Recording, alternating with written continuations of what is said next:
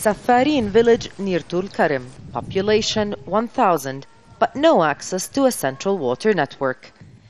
Hajja Amina owns a large estate here. She enjoys the fresh air and greenery, but it all comes at a price.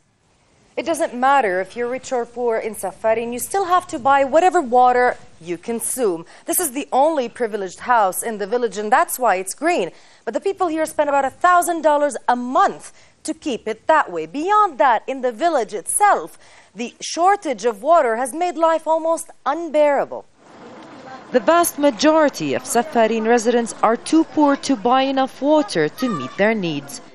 Kifah tells me she washed her clothes down there in the valley in the spring because the wells there collected some rainwater.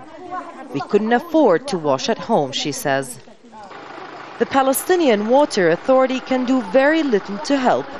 To connect any village to water, the authority must obtain 13 separate permits from Israeli occupation authorities, a process that can take years. It's been 9 years since the authority applied for the needed Israeli permits to connect Saffarin to water. Still, no answer.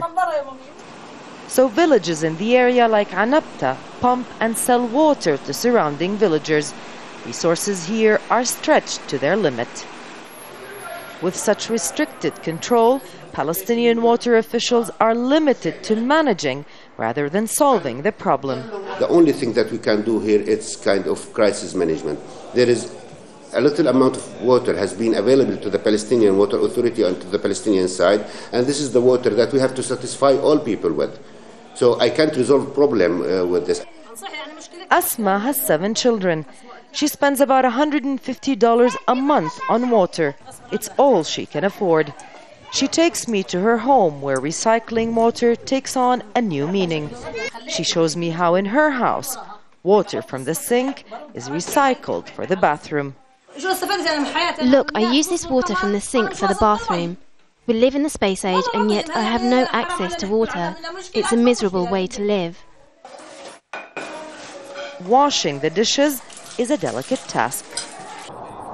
Almost 250,000 Palestinians in the occupied West Bank have to buy water for household and other use because they're not connected to a central network.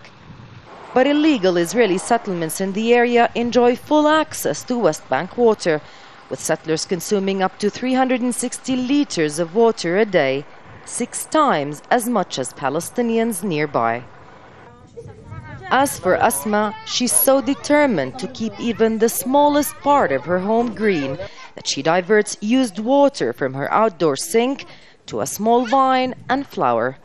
I would love to have more, she says, but for now, a flower is plenty. Nour Odeh, Al Jazeera, Saffarin, near Tulkarem.